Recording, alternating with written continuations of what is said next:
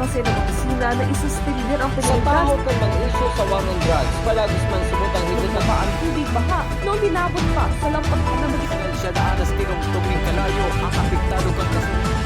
Newsbreak. Sa headlines kan mga barata, mga residentes niya sa Coastal Barangay kang Camarines Sur pinag-alerto matapos ang tsunami alert kang NDRRMC kasubagong udto. Kalabanga asin Garchitoren ng Camarines Sur nagsuspender ning klase matapos ang tsunami alert. Naga City Police Office nag-request na nin augmentation force para sa Peña Francia Fiesta. Persons with Disability Jobs Fair pinagruso nin mga aplikante. Uyan mga bareta sa aldaw na ini. Ako si Antoinette Eduardo. Matapos magpaluwas ng tsunami alert ang Philippine Institute of Volcanology and Seismology of PHIVOLCS kung saan inabisuhan ang mga probinsya na may coastal barangay na nakahampang sa Pacific Ocean na makaka-eksperyensya nin paglangkaw kan alon na abot sa 10 metro.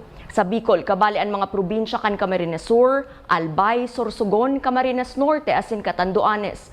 Huli ka ini, tulos man nagpaluwas nin abiso si Camarines Sur Governor El Rey Villafuerte na nagpapatanid sa mga residentes na yaon sa coastal barangay as in low-lying areas na maging alerto as in sunodon ang mga abiso. Sa kasumpay na bareta, sinuspender man ngunyan aldaw ni Calabanga Mayor Philip Dumalasa as in Garchitoren Mayor Nelson Buesa ang laog sa klase bilang paglikay sa posibleng epekto kan paglangkaw kan alon. Sa Garchitoren Camarines Sur, ipinagsugo ni Mayor Buesa ang no sailing policy hasta alas 4 nin hapon. Padago sa mga bareta, tulos man naghiro ang manlain-lain na police station sa probinsya ng Camarines Sur para makipagkoordinar sa PhilCoast Guard asin magkondusir nin pag-abiso sa mga nakaistar sa gilid kan dagat na maging alerto sa posibleng paglangkaw kan alon. Kabali sa mga istasyon kan PNP na tulos nakipagpaabot kan sa indang report sa Camarines Sur Police Provincial Office kan sa indang ginibong aksyon. Iyo ang ragay, tinambak asin Calabanga Municipal Police Station. Padagos pa sa mga bareta, Naga City Police Office nakapag-request na nin magiging augmentation force ngunya na paabuto na Peña Francia Fiesta. Ang detalyes aramon ta sa report ni Christine Reyes. Lampas sarong bulan na lang, iyon ang inaabangang Peña Francia Festival kaya nagpupuon naman ang mga pagpreparar urog na ang ilalatag na seguridad kan Naga City Police Office. Pinaghihiling naman kan PNP ang mga aktibidad kan lokal na gobyerno asin kasimbahan, partikularmente ang traslasyon asin fluvial procession. Susog kay Assistant Spokesperson Police Staff Sergeant Robert Aguilion, nag-request na sinda sa regional office ning 1,500 na PNP personnel na i-deploy sa bilog na syudad din Naga, lalo na sa mga pinagtataong lugar pag-abot kang kapistahan.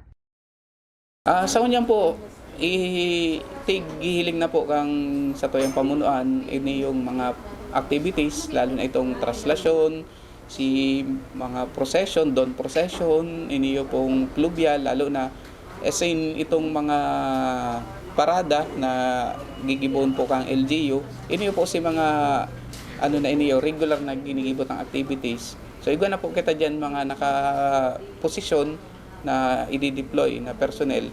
But as to the exact number of personnel na i-requesta sa Regional Office 5 for augmentation, ini po data pa po ini masigurado, pero andang ko nasa 1,500 ang i-requesta initial.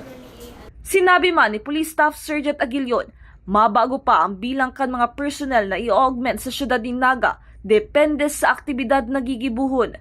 Pinagkonsideran man kan PNP Naga ang pangangaipo kan mga istasyon sa manlain-lain na parte kan rehiyon, huli kan ipinapasunod na 5 minutes response sa PNP. Mag-a-adjust pa po iniyo, magbabago iniyong number, depende po sa activities, religious activities kan simbahan, asin iniyo pong activities din kang LGU. So ngunyan po ma-adjust lang po kita kang figure, hiliyon ta po kung arin na mga activities ang kaipuan talaga dakol na police, as in lalo na dati nagkaigwan deployment na every corners may police, kada kanto, kada simbahan may police. So ilang ta po kung iyan applicable pa ngunyan lalo na kay puan dining police kang ibang stations, ibang provinces dahil digdi sa na pinapautob kan sa GPFP na 5-minute response. Para sa GNN TV 48 Naga, Cristina Alcanzo Reyes, Newsbreak. Mientras tanto, naman nawawara pag Peña Francia Festival ang mga carnival na minsan sinasabayanin sugal. Susog ki Police Staff Sergeant Robert Aguilion. Taon-taon naman nagiging issue ini asin igwaman sindang nare-receiving report sa illegal gambling. Dagdag pa ni Police Staff Sergeant Aguilion, may permit ang mga karnibal sa LGU Naga. Alagad kung mahilingan ininin pagbalgar, pwede subot dakupon ka Naga City Police Office ang mga nagsusugal. Actually, taon-taon na yan nagkakaigwang issue. Ito yung about sa existence of illegal gambling within carnivals. Permi po kita nakaka-receive na report. Siguro kaipuan na lang din na since ini man mga carnivals kasi may permit ini. Nagre-request po ini ng permit sa LGU and hindi po sa police, sa tuya, nag-ahagad din po yan. So ini naman po sa illegal gambling, mahigpit din po ang directive din sa itong PNP as in kan sa tuyang OIC. So ngunyan po para masiguro ta since ini po kayong mga carnivals as ano naman ini kumbaga igwa sindang operator. Ngunyan po pag nagkaigwa ng violation lalo na yung nagkakaigwa ng illegal na sugal sa laog, pwede ta po yan dakupon.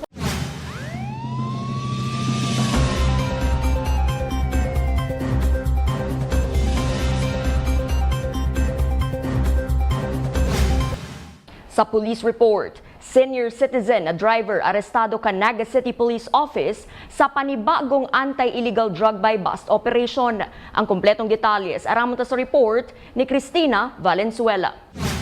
Sa kulungan ang bagsak kan senior citizen na tsuper na si alias Rodolfo, residente kan Zone 2 Tapas Compound, Balatas, Naga City, matapos makumpiskaran nin 21 plastic sachet nin subuot shabu na may gabat na 45 grams asin nagkakantidad nin 306,000 pesos. Kang magkondusir kasubagong aga nin anti-illegal drug buy bust operation ang Naga City Intelligence Unit kang Naga City Police Office katabang ang Police Station 1 sa Zone 7 J. Rizal Avenue, Barangay Santa Cruz. Basado sa record, dati naman subuot na kulong si alias Rodolfo sa kasong illegal drugs kang March 2024. Taong 2016 kan inimag-surrender sa mga personal kan PNP Naga sa paagi kan Voluntary Submission Program para makapagbagong buhay. Alagad sa pangduwang pagkakataon, liwat na naaresto kan PNP Naga. Ngayon pong aga, nagkaigwa po ng sarong successful buy bust operation na naman ang City Intelligence Unit kang Naga City Police Office, kaiba po ang personnel kang Police Station 1. Nangyari po iniyo igdi sa may shortcut po baga na tinampo from Santa Cruz pasiring igdi sa Urban Kiburak. So ngunyan po padagos ang sinasagibong inventaryo kang mga arresting officers and ang involved po igdi sarong 60 years old na considered na ng lolo si Rodolfo. Iniyo po previously arrested na po iniyo sa parehas na kaso kang March 2024 and 2016 nag-surrender po ini via voluntary submission program kang sa tuyang gobyerno para mag-surrender sana as in magbagong buhay lalo na igdi involved ni sa illegal drugs. Kinukonsidera na high-value individual kang mga otoridad si alias Rodolfo. Hulit na dakul subuot na illegal na droga ang nakumpiskar sa sospek. Ipinaliwanag ni Police Staff Sergeant Robert Aguilion kung paano pinagkakategorize kang otoridad ang mga personang nadadakop na imbolto sa illegal na droga. Makonsider da iningon yan as high-value individual, considering na dakula ang nakuha sa iya and dati na talaga ining involved. So iniyo kayang pagkategorize kaniyo as street level individual to high value individual. Ang pagkakaiba lang kayo si scope of operation, si number of confiscated illegal drugs o itong quantity kan nakukuha sa iya. So considering pag dikit sa naman nakuha sa mo, dikit lang ang scope, sadit lang. But minsan dikit ang nadakop pero prior kay ni yung mga bypass operations baka dakulaan sa iyang area of operation. So saro po yan sa kay puantang i-consider. Para sa GNN TV 48 Naga, Cristina Valenzuela, Newsbreak. Mientras tanto, siniguro man ka Naga City Police Office na sa indang pinagahanap ang mga personang nagdadara nin dakulang volume nin illegal na droga sa syudad. Inibilang pagsisiguro sa naging kahagadan ni Mayor Leni Robredo na darakupon si source kan illegal na droga sa syudad. Nagbabalik si Cristina Valenzuela. Sa hiling ko, while tama na sige-sige ang bypass, sa hiling ko mas kaipuhan taning mas solid na assurance na talagang padikit na. Ang saro kaniyo, dapat talaga ang mahanap si sources. Ang unyang kaya, si mga saradit-sadit although may mga darakula man na call na natatanggap, pero may mga reports sa to na mga identified ng mga tao si dakula, si role sa drugs. Garo ang iba yaon pa sa luwas. So hopefully garo man lang ini ka nag-ICAD ako. Na pero ko sinasabi, okay na sige tang pandakop kan si mga street dealers. Pero sa hiling ko kaya habang si major source yaon pa, mayo man lang pundo yan. Sige-sige pa yan. So hopefully si pinaghahalian iyo ang matumbok ta.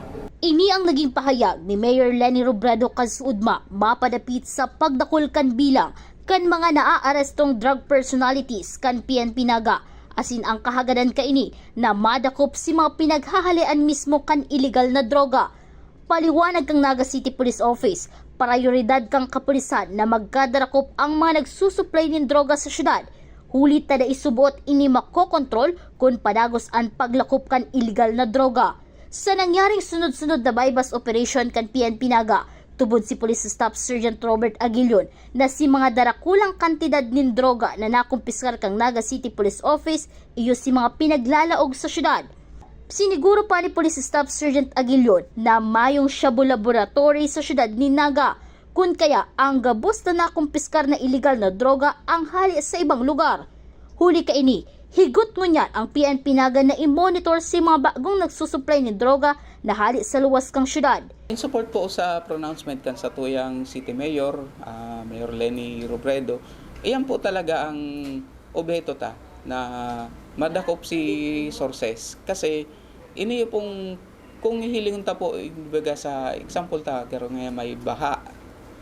Ini yung pag-spill kan tubig, data po yan kumbaga data man yan makokontrol. But hindi yung sources, halimbawa ini yung kanal pag medyo barado. So ma-spill talaga ang tubig duman. So duman po kita sa source. Ini man sa source of illegal drugs. Ang hindi kaya sa Naga, maiman po kita ning mako-consider as shabu laboratory o gibuan ning illegal drugs. Gabos po ini hali sa luwas. So ngunyan kung manotaranta po, sunod-sunod ang darakulang confiscated illegal drugs igdi sa Naga. Kung sabihin, yun na po iniyo si mga sources na pag nakuha na ninda, yun naman po itong i-distribute sa mga street-level individuals o kaya i-distribute sa mga users. So, ini pong nagkakakuratan ko niyan, makonsider ta po ni as mga source. But itong outside sources talaga, na hali sa luwas, iyo po to ang saro sa binabantayan ta. Kasi mga bagong personality ini, mga bagong tao ini. Kaya panta po talaga ng surveillance, monitoring, and ito naman mga previously involved na mga personality na nakaluwas na. So, igawa mo po kitang mga datos pa duman na pwede tang magamit. But kung di naman po sinda involved, may naman po kitang rason para sinda is under surveillance. Para lalong mapakusog ang kampanya kontra illegal na droga, higot na papakusugon kang Naga City Police Office ang pagbantay sa mga boundaries asin mga terminal kan syudad. Para sa GNN TV 48 Naga, Cristina Valenzuela, Newsbreak. Sa iba pang bareta, sa Banwaan kan Kanakman, Camarines Sur, arestado kasudma sa barangay Talidtid si alias Kulot sa ginibong anti-illegal drug bypass operation kan Kanakman Municipal Police Station. Nadakop si alias Kulot matapos makipagtransaksyon sa otoridad na nagsaging-sagi na mabakal nin illegal na droga. Nakumpiskar sa suspek an 4 na plastic sachet nin suspected shabu asin an 500 pesos na ginamit bilang marked money. Nasa kustodiya ngunyan kan kanaman PNP an suspetsyado para atubangon an isa sa angat na kaso sa SAIA. Padagos sa mga bareta, para lalong maparikas kan Naga City Police Office ang pagresponde kan kapulisan sa mga krimen. Pinagtukar kan communication officer kan NCPO sa gabos na miyembros kan pulisya na sa *911 pwede subot makapaabot ng report ang publiko. Sigun ki Police Lieutenant Colonel Chester Pumar, tagapagtaram kan NCPO, 24 oras may nakabantay na personnel kan PNP sa saindang landline para i-akomodar ang gabos na mapaabot ng report sa saindang opisina. Naga City Police Office kung paano naglalaro or nagwo-work yung 911, ipinaliwanag po doon na kahit wala pong load yung cellphone ay pwede pong makakonect sa 911. Okay?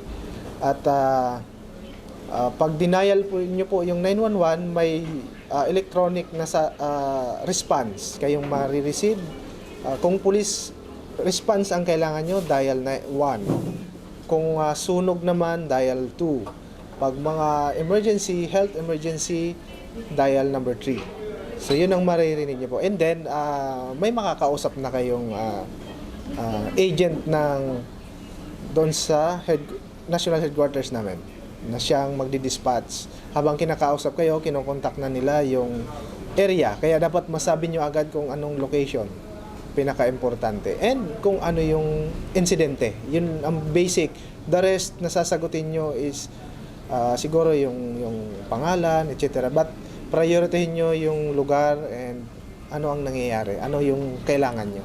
Po, may mga nakabantay po sa anyone na tatawag po at any time. So, yun lang po kahit walang load. Marami kasing nagtatanong, paano kung walang load?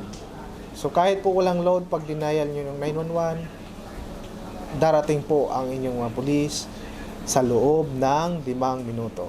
Dahil ang gusto ng pulis, ligtas po kayong lahat. Sa iba pang bareta, mga person with disability natawan pagkakataon na makahanap nin trabaho sa pinagibong PWD Jobs Fair ngunya na aldaw. Ang detalyes aramon ta sa report ni Christine Reyes. Katakod kan PWD Month, pinagibong ngunyan na aldaw sa SM City Naga ang PWD Job Fair para sa mga persons with disability. Alagad, buka man ini para sa gabos. Asit igwang 500 vacancies ang nakaabang para sa gabos na nag-atindir kan job fair.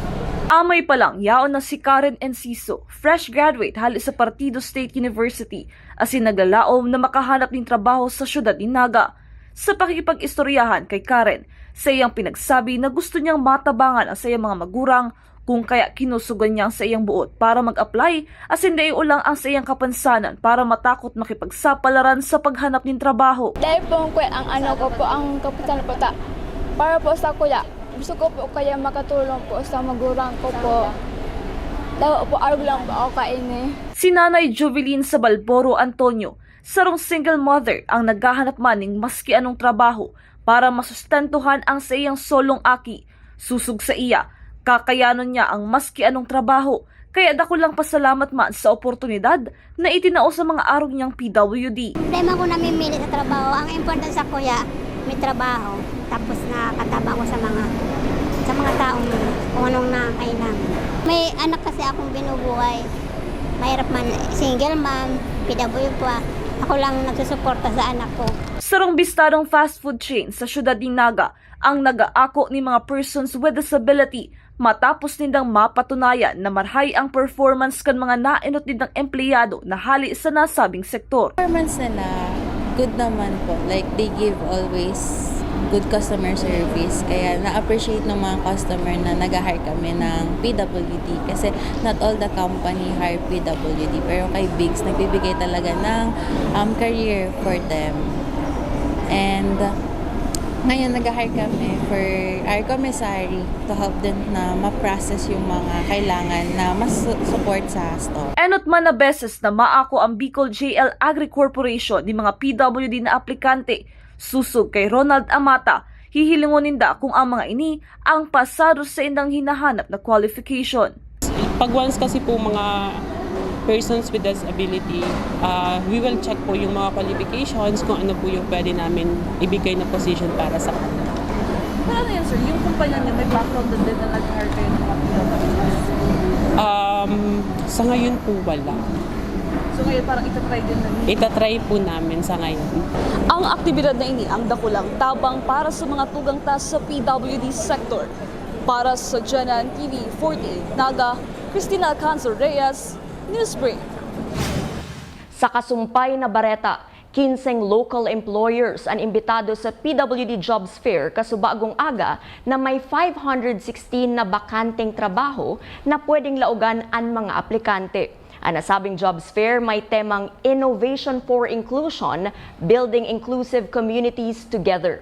Susug kay Metro Peso Head Nonoy Reforzado, ang arog kaining aktibidad ang nagpapahiling na bukas ang mga kumpanya sa pag-ako nin mga PWD asin natatawan sinda nin kaparehong oportunidad bako langon niya na bulan kundi sa gabus na panahon. In partnership with the Persons with Disability Affairs Office and then the Committee on Social Development sa Sangguniang Panglungsod, which is the Honorable Elmer Baldemoro. So, igwa kitang harap kaning aktibidad. Kunya na aldaw, igwa kitang confirmed 15 local employers. So, ang piga-offer ninda, kunya na aldaw, is a total of 516 vacancies. So, ang gusto lang kaning sabihon, ang kada sektor sa tuya igdiyo sa Ciudad Dignaga. Arag po kayo ni si persons with disabilities. Kumbaga dito pigpapabayaan. Si mga programa, bako lang manungon sa anong apod kayan? Social development, employment, livelihood, gustong sabihin inclusive sa tuyang pag-implementar ka mga programang ini and sa pagtao ng mga opportunities. Kanakalis na semana ginibo ang graduation ceremony kan Naga College Foundation. Ang mga estudyante ang nagpaabot kan sa indang pasasalamat sa indang mga magurang asin sa faculty kan NCF na naging parte kan sa indang buhay sa kolehiyo. Uya si sa indang mga naging pasasalamat. Ang hirap isa-isahin yung magulang ko, yung boyfriend ko, syempre, tas yung work na pinapasukan ko. Kasi kung wala sila, hindi ko mairaraos itong school year na to. Sila yung reason kung bakit umabot ako sa point na to and sila yung naging support system ko throughout my college journey. Yung parents ko po, yung lola ko, which is sa atin po ngayon, and si God of course. Yun talaga po yung rock and bottom ko sa throughout my problems, through thick and thin, nandun po sila. And of course, the NCF which helped me to grow as a person, and also yung department namin na hindi nagsawang punan po yung yung aming knowledge and also the skills. So, yun po. Thank you so much. Nais ko lang po pasalamat. Una-una po, Panginoon. Kung hindi po dahil sa Kanya, hindi to magiging imposible. Pangalawa, yung pamilya ko, my parents, and kumbaga, sila po yung naggabay sa akin at nagpursige na makapagtapos ako. And yun po salamat. Shoutout po, Tawagama P. Gusto ko magpasalamat unang-una sa aming College Dean, kay Dr. Monsito Ilarde, and sa buong Department of College of Engineering. And kasama na rin po ang mga instructor and buong staff po ng department. And syempre po yung mga classmates ko po na nakasama ko po through the ilang years po ng pag-took up ko po ng Bachelor of Science in Genetic Engineering sa College of Engineering dito sa Naga College Foundation. Sa lahat ng naging parte at sa nasa likod ko palagi, nagpapasalamat ako at dahil andyan sila, tinulungan ako at ninubog ba. Message ko sa family ko, syempre kay mama, thank you so much. I know you are so proud of me, and also sa mga instructor, thank you for helping us, sharing your knowledge with us para sa aming profession na tinatakak. Yan ang mga bidang baretang nakalap kan mas pinakusog na puwersa kan GNN TV 48 Naga News and Bicol Affairs. Dai malingaw na i-follow ang samoyang official Facebook page, GNN TV 48 Naga. Padagos kaming mahatod nin mga baretang garantisadong nangingenot as sinapapanahon. I-hit ang subscribe button sa samoyang official YouTube channel, GNN TV 48 Naga, para updated kita sa mga bareta asin istoryang bida, an Bicolano. Ako si Antoinette Eduardo, asin ini ang GNN TV 48 Naga News Break. Number 3 ng Naga City Police Office. Man pinagsubok kasi ng mga sila na isuspender ang Sa penalidad taho kang mga isyo sa war on drugs, palagis man subutang higit na ang tubig baha noong binabot pa sa lampas na magitan. Siya daan na tinong tuming kalayo ang apektado kang News Break. Ano man ang pangarap mo, matutupad yan dito sa NCF. College of Computer Studies, College of Arts and Sciences, College of Teacher Education,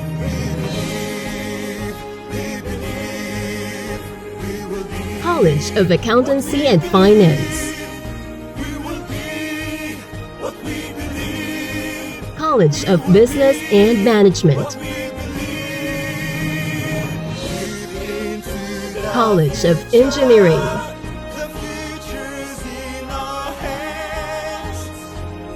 College of Health Sciences,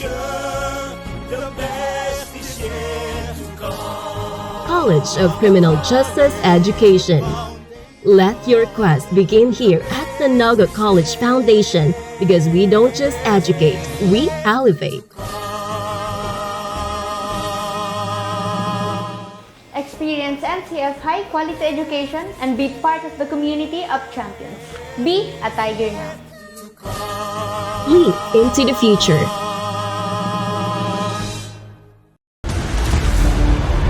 Your quest begins with a single step, where passion meets purpose, and learners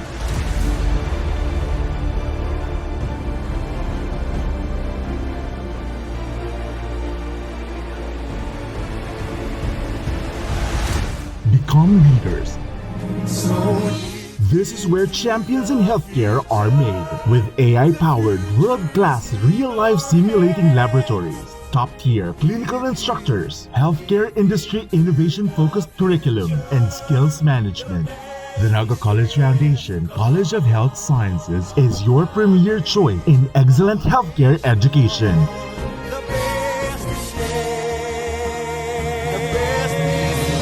Change the game. Be a champion. From dreams to strategy. From passion to profession. What can you be with a marketing degree? The future's in our hands. Deep into the future. We create brands that connect. Be bold, be the brand. Hashtag market your future. It all starts here At the Naga College Foundation, BSBA Marketing Management. Start your quest to success. Be a Tiger today. Enroll now. At the heart of every dreamer lies a future of limitless possibilities. At Naga College Foundation, we understand the journey. With proper guidance, inclusive community, and state-of-the-art facilities, your dreams can become a reality. We are a training ground for future innovators, where quality education continues to thrive and service meets excellence. We develop students for more than a career. We equip them with the right skills and attitude to leap into a future of limitless possibilities. Your future is waiting. All you have to do is to begin. Meet your future self and choose NCF.